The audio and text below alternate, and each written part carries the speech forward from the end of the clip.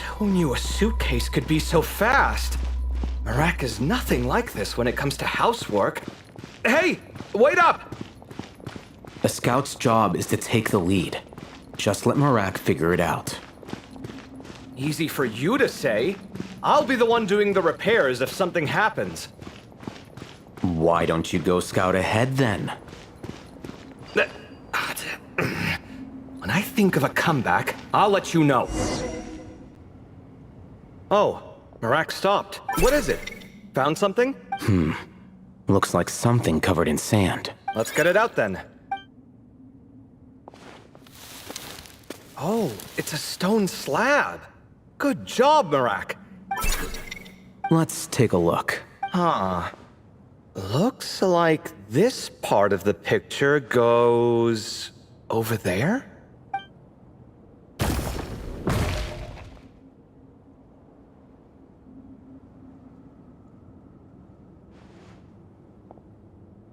In that case, there must be other pieces. All right, and let's look around. Hey! Why are you sitting down? I thought Marak was helping. Oh, so you do know what that word means. Great. Are we supposed to just sit back while Marak does all the work? No, I doubt you could do that. Exactly. But I can. See? It's all coming back to me. How insufferable it is to work with this no-good, do-nothing... We could be more efficient, I agree. I'll work on this piece. You take care of the rest.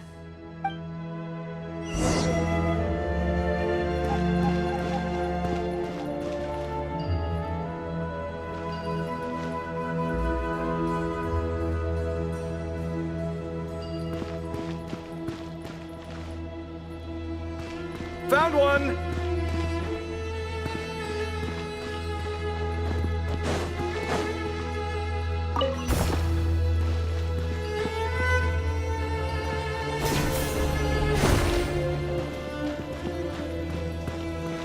Good teamwork.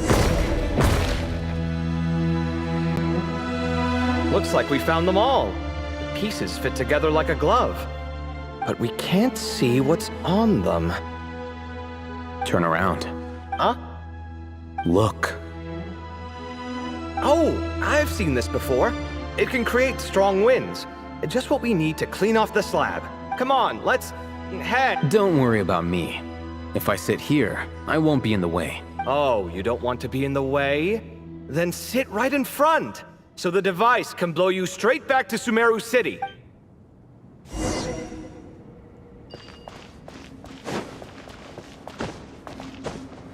Come at me! Feast your eyes!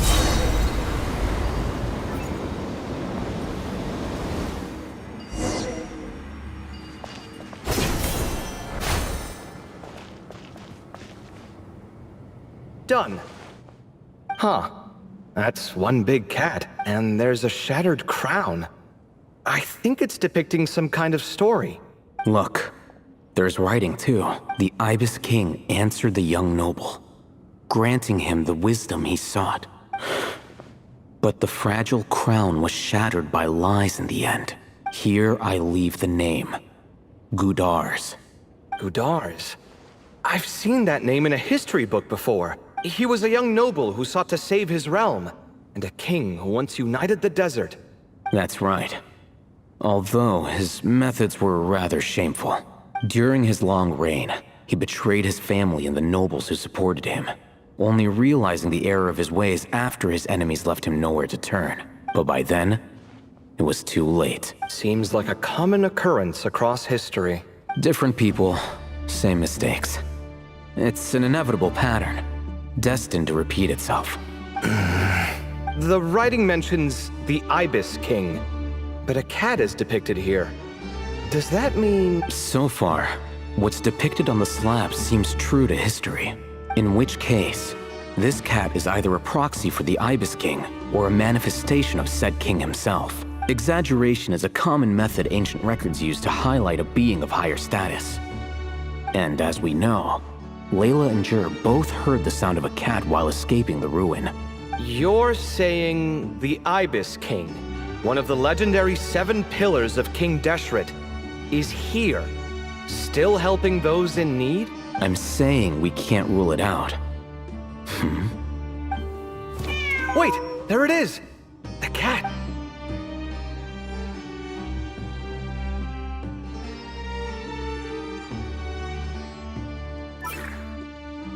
Ah!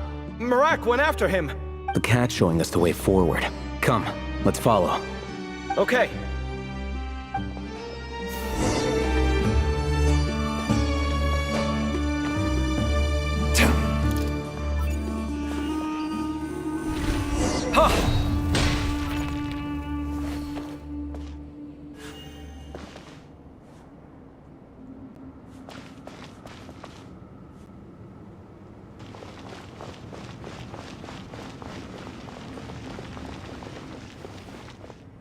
Huh. The cat's... Yes, but look where he led us. Oh. Another slab. It looks similar to the last one.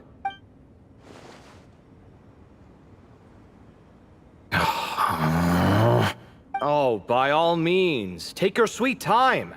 Wouldn't want you to overexert yourself.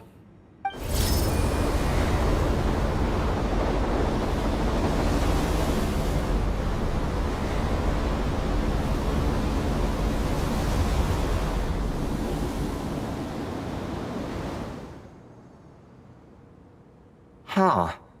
The scene depicted here... Seems to be a different tale. The Ibis King answered the Jinn-blooded dancing girl, granting her the wisdom she sought. But enemies plotted to kill her close kin. Snake venom was her self-chosen end. Here I leave the name. Makaira. The Temptress of Woe? You've heard of her? Of course. I don't just sit around doodling all day. She's mentioned in tons of papers about the desert. As I recall, she was given as a gift to the tyrant king of Gurabad, and later seized the opportunity to kill him. After getting her vengeance, she reigned as queen for many years, until her enemies attempted a coup, and she took her own life. That's more or less the version I've read as well. It seems this queen also had dealings with the Ibis King.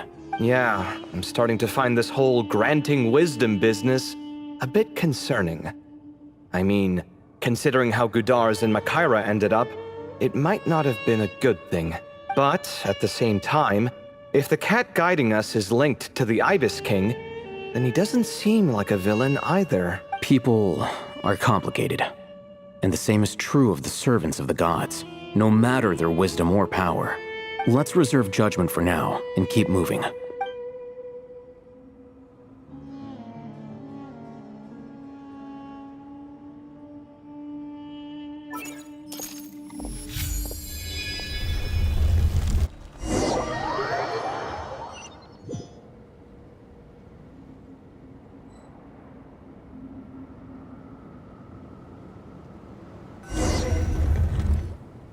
Oh, Paimon meant to ask earlier. Have your memories come back, Layla? No, sorry. To be honest, nothing about this experience feels familiar. Besides, my focus is the stars. So I don't spend a lot of time exploring ancient ruins. Guess that makes us the senior researchers in this scenario. Stick close, all right, Layla? Okay.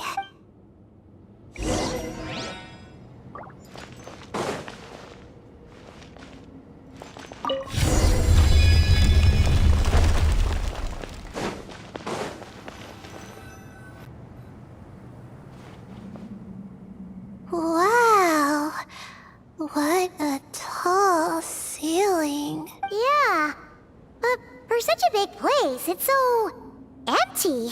Like no one ever lived here. Sure must have been boring to live in ancient times, staring at ceilings all day. Now that you mention it, I've heard some people used to draw star maps on their vaulted ceilings. Some might even make them transparent to better observe the movement of the stars. It sounds so nice. Stargazing from the comfort of your own home. Wait a second. I think I see something up there. Huh? How is Paimon supposed to do that? Oh, right. Flying. Duh. Alright. Sit tight, everyone. Adventurer Paimon will be right back.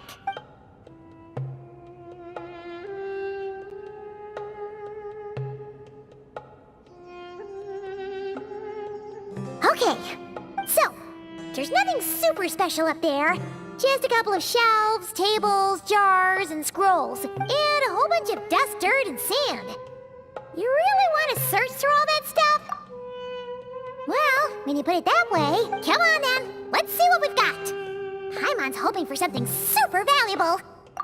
Thanks. I'll stick close.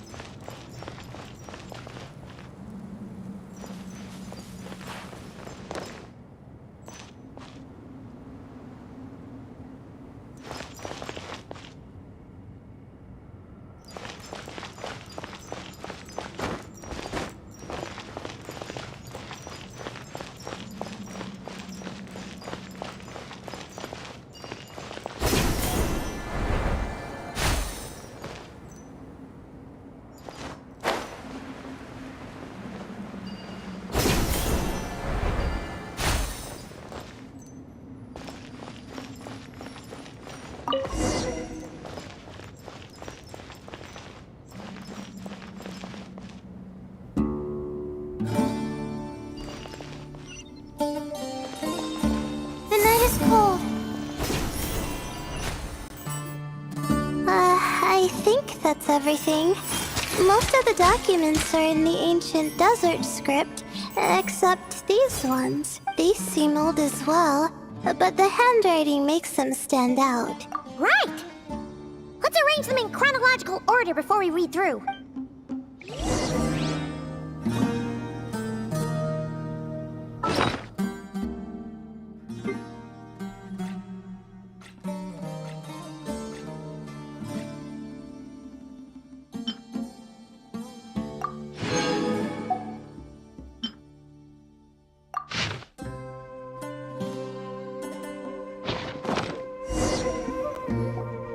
Okay, now let's take a look. Maybe this person fell in by accident, like Mr. Jur and me. Yeah, maybe. But they don't sound super worried about their situation. So, either this person's an ace adventurer, like the Traveler, or some kind of super optimist. An optimist, huh? I wish I could be that sort of person. That's right! You're detailed and passionate. Great qualities for an adventuring buddy. This optimist seems super obsessed with exploring every corner of this place. That could have gotten them in big trouble for all we know. Well, I appreciate the compliment. It's almost magical how words like that can make you feel like you can do anything. I only wish that magic could last a little longer. Until I figure out my new study topic, at least. Oh, looks like you were spot on, Paimon. See? Told ya! That's what happens when you don't think things through. And all this talk about seniors and juniors? He was a student just like you, Layla! Whew, he sure talks a big talk for a student, though. You'd think he was some kind of old scholar instead. Huh. What is it?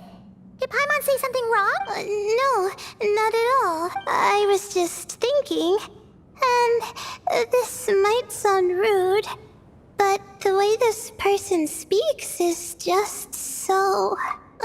you noticed too. I mean, it's good that he helped treat his companion's wound, but it didn't seem like it was out of kindness.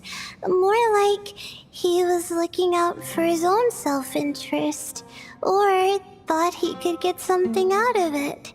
I don't know. Maybe I'm reading too much into it. Yeah. If you're both in this dangerous situation together, wouldn't you mention them at least once? If it were Paimon, she would write down the name of every single person she was with. No one would be able to get away. Actually, I find Paimon's approach quite sensible. It makes sense from a safety perspective, too. That way, if anyone came to the rescue, the notes would be able to tell them everything they needed to know. Whoa! That's genius-level thinking. Well, I learned that from Madame Farazan, actually. I'm not speaking from personal experience or anything. Oh, no! I'm just a student. It's fine. You taught us something, so you're our teacher. Simple as that. Anyway, from the looks of things, the student who left these notes behind was pretty weird. Let's keep reading. Whoa, hang on. That's a lot of information. Paimon needs a moment to take this in. The Ibis King. So, did this person actually meet the Ibis King here? Sorry. Who? Jeez, not again. Stop teasing her, Traveler. You know she was asking about Nefer. Anyway, Nefer's, a friend of ours. And she's mentioned the Ibis King before, but not in much detail.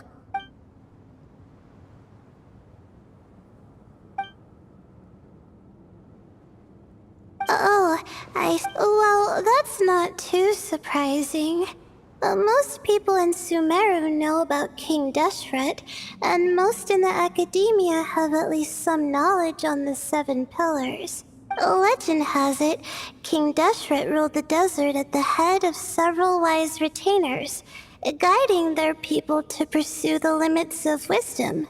He also left behind treasures for future generations, which continue to be relevant in nearly every research discipline. Now, this message indicates this student and his senior were rescued by the Ibis King. But to think it's possible to meet him in a place like this, we don't know when these notes were written. But didn't the Seven Pillars disappear a long time ago? Yeah, the notes made it sound like his powers were restricted. Also, the mention of this form? What is that supposed to mean? I'm not sure. Let's keep reading. Oh, this is the last page. There's even a signature at the end. Well, sounds like they made it out. Guess it was a happy ending after all. Wait, but it says, the Ibis King cannot be trusted. Huh. Our friend said something similar. That the Ibis King was a liar. And the notes did make it seem like something wasn't quite right with him. Maybe he wasn't one of the Seven Pillars at all, but some kind of con artist. Great, Ibis King! If you heard that, Paimon didn't mean it. Please forgive her. Don't trap us here. I think Paimon raises a good point. Let's keep our guard up just in case. Alright, I think that's all the clues around here. How about we... Oh, it's Marak! That means Kaveh and the others should be around here. Hello? Anyone up there? Can you hear us? Yeah, we can! You know, sound travels just fine in an empty chamber like this. You don't have to shout. Of course, if you're shouting to express your excitement at being reunited, by all means, pretend I never said anything. Yelling like this is kinda exhausting.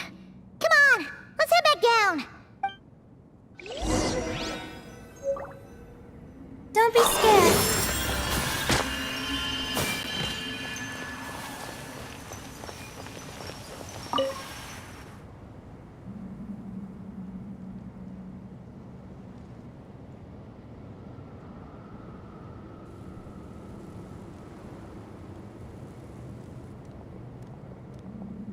Wow, we all ended up in the same place, huh? Yeah, what a coincidence. Indeed. Or as I like to call it, the chai factor.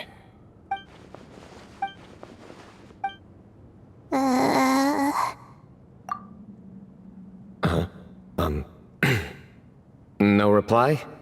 Just say it. All right. Because it's spice to sweet brew again. Oh, hey, that's a new version. Wait, what? You've never heard that one? What are you looking for? A place to sit and read my book. Oh, great. What else is new? Well, looks like everyone made it through unscathed. Let's take this chance to get some water, rest a bit, and discuss what we learned. Yeah, let's debrief. Okay, so we all learned a lot, but it feels like we ended up with even more questions. Yeah, but one thing's for sure. This place is tied to the Ibis King in some way. Hey, Sino. You're the current representative of Hermanubis. Can you call him up for a sec? Of course. Just let me sense his presence.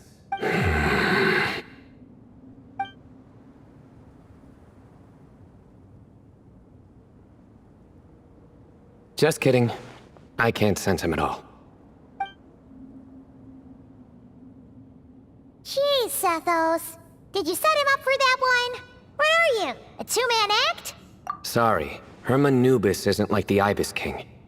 He can possess me, but I can't talk to him whenever I want. Oh, truly? Does that mean he's gone? I would have liked to reminisce about old times with him. The cat! It speaks! Of course it speaks. In fact, it is not an it at all. You do me a great offense. My apologies. Esteemed cats. Sir? Oh, this little contraption is still here. Contraption? No, this is Marak. Which means you do his assistant a great offense. Huh? Well, I didn't mean... Well, I apologize. I wasn't referring to this Marak, but rather the thing that operates it. King Deshret was quite partial to it. I have forgotten what it was called. It must have had an official name, albeit in the old tongue. Even if I did remember, I would need to translate it into modern language. It's not important. Marak's a fine name. Even better than the original, if you ask me. Who thought of it? And the remodeling, quite well done indeed. This Marak looks much happier in its current form. Oh, and the components should have model numbers written on them. You can look them up if you're curious. This cat talks. A lot. Quite the one-sided conversation. Is this what the Ibis King was like? He seems quite eloquent. I wonder if he plays cards. Ha! I knew Marak was a great name. Go me. Let's see, what page was I on again? Should have brought a bookmark. That all went over Paimon's head. Hello indeed, for you to know my name. Yes, I was not mistaken. You are special among your companions, but you are all guests. It is only proper to invite you in. Come then, this way.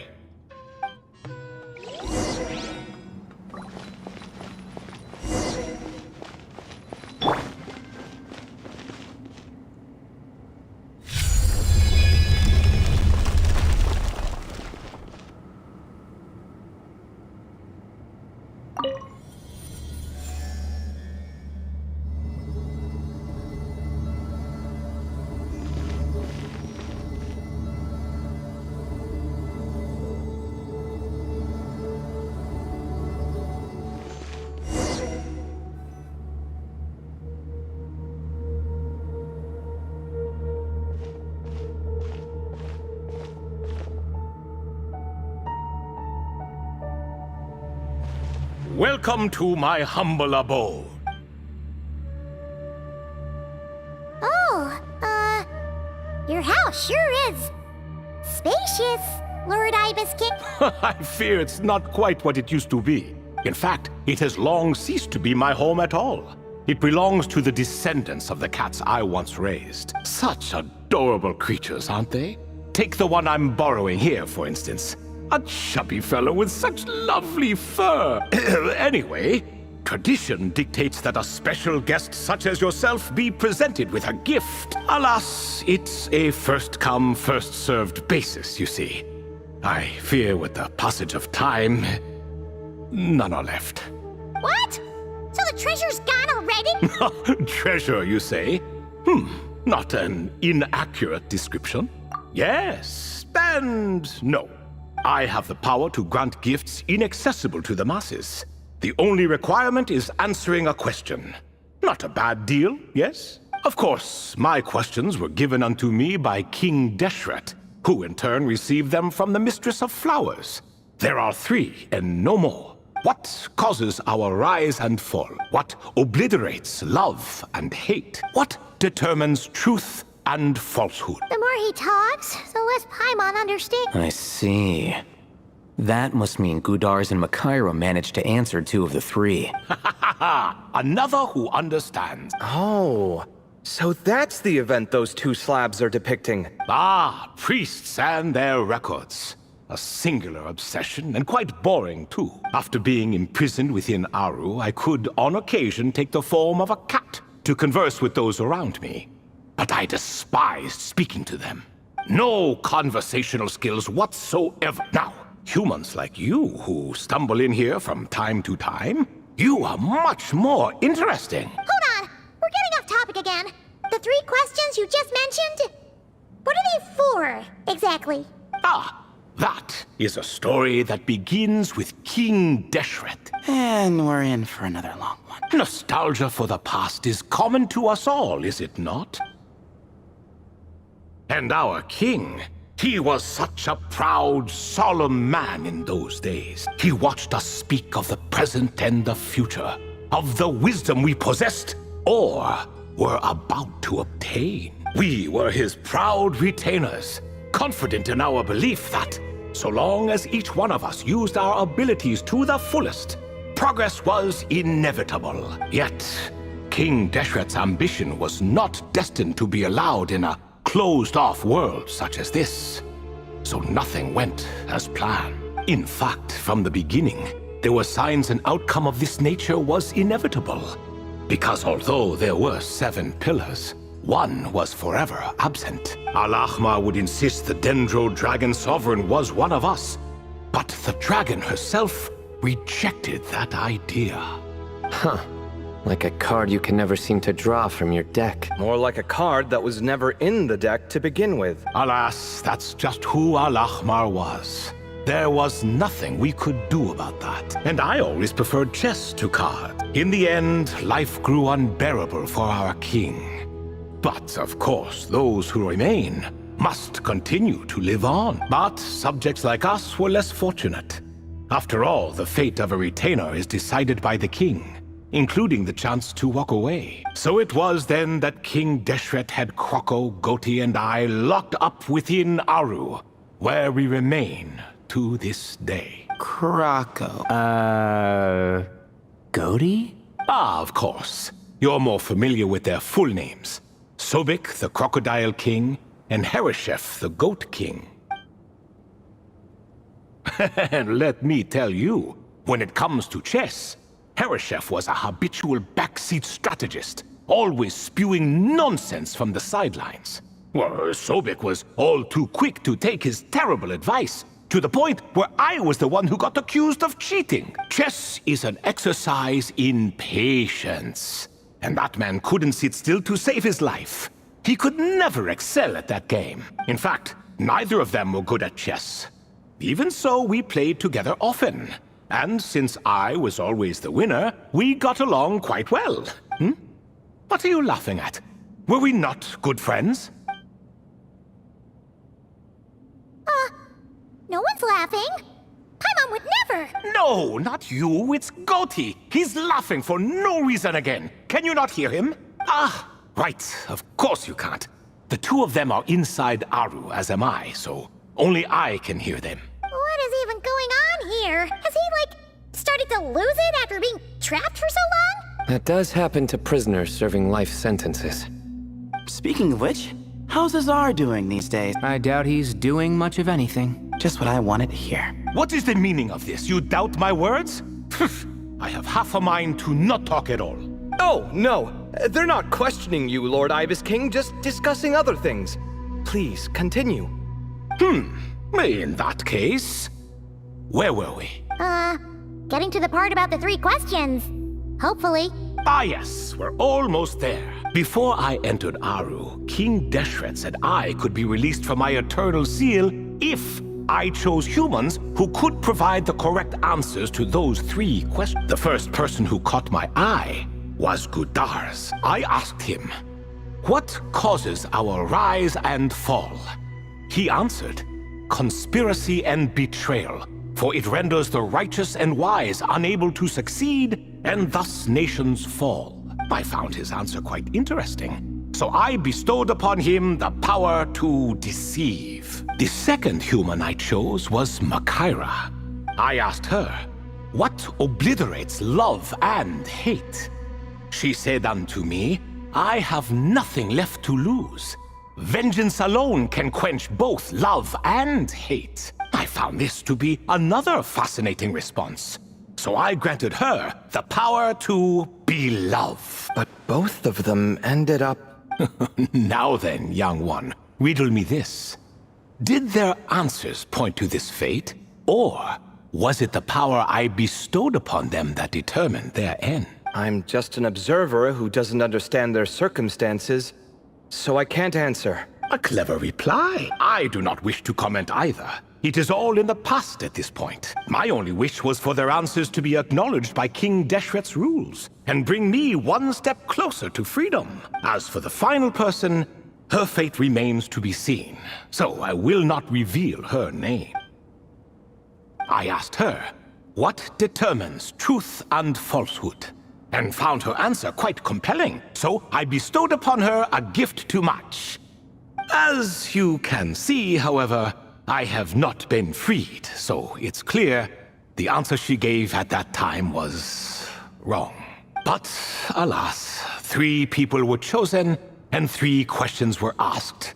So now all I can do is wait. Wait until her wisdom is in line with the rules set forth by my king. Until she has found the true answer to that question. No wonder there was no 3rd stone slab then. Or perhaps you're just not ready to include her in the story. Though, that might be a generous interpretation. Well, it's not merely because her story remains unfinished. As the remaining priests of this place left or passed on, there were none left to record the events that followed. Besides, stone slabs are few and far between in the Great Red Sands. In the sprawling desert, very few things or people even manage to leave a trace. But sometimes I can't help but wonder if that young man from several centuries ago had been willing to answer my question, would I have left Aru by now? Wait, so there was someone else? Of course, it has been thousands of years after all. All sorts of people have stumbled upon this place, but I only chose the special ones. That young man had such a singular intelligence, though his companion, by contrast, was rather average. The author of those notes we found? The student named Zandik? Ah, yes, I think that was his name. In truth, I was unsure whether I should grant him my 3rd remaining gift. He was, of course, exceedingly clever, but he was also mistrustful and narcissistic in equal measure. And there did not seem to be a line he was unwilling to cross. Too much power could be dangerous in the hands of someone like him. So I found myself rather relieved when he declined my gift. Oh, he turned you down? Did he give a reason? Yes, he said he didn't need it. I still remember the look in his eyes. Nothing stood out per se, and still I could sense contempt and disdain radiating from his gaze.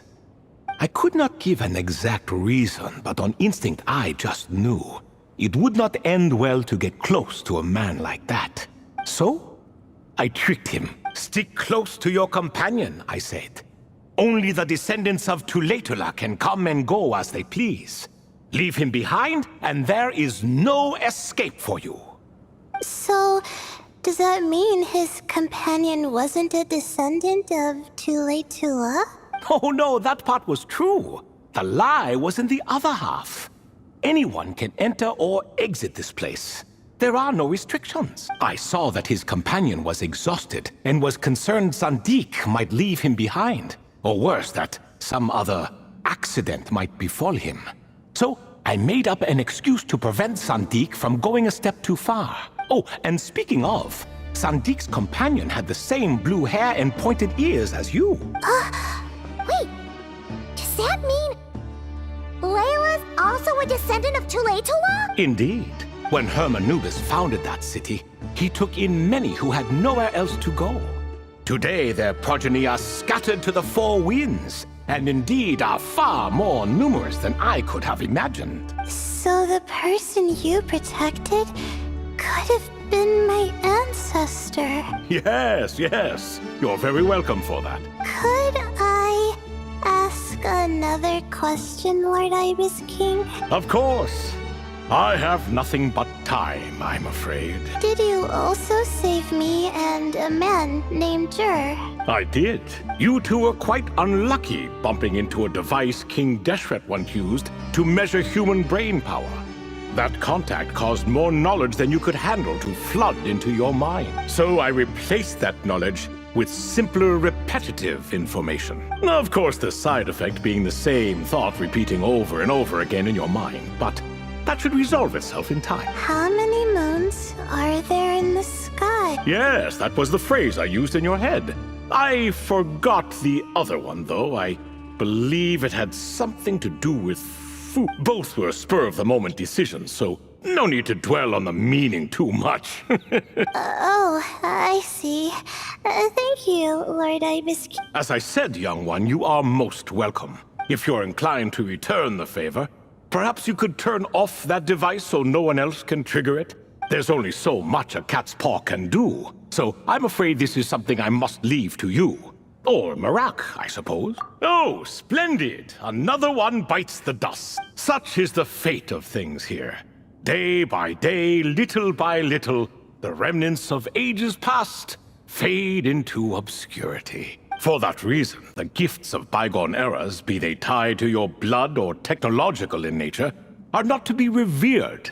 They are tools, nothing more. Disrespectful? I simply make the most of what I have. Besides, our king has been gone all these years.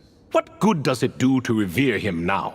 Oh, are you talking to the Goat King again? No, Croco this time. He's pestering me for another game of chess. Says he wants to even the score. Wishful thinking, if you ask me. If we counted one push-up for every loss, he'd owe me 300,000 by now. Of course, that's just a rough estimate. I've never kept count. It appears that's something you like. Being someone unable to be defeated. I suppose so. All right then. Time for me to extend my winning streak. And for you all to head home. In truth, deep down, I know even the answers to those 3 questions will not change my fate. But that is for me to reckon with. Go on now.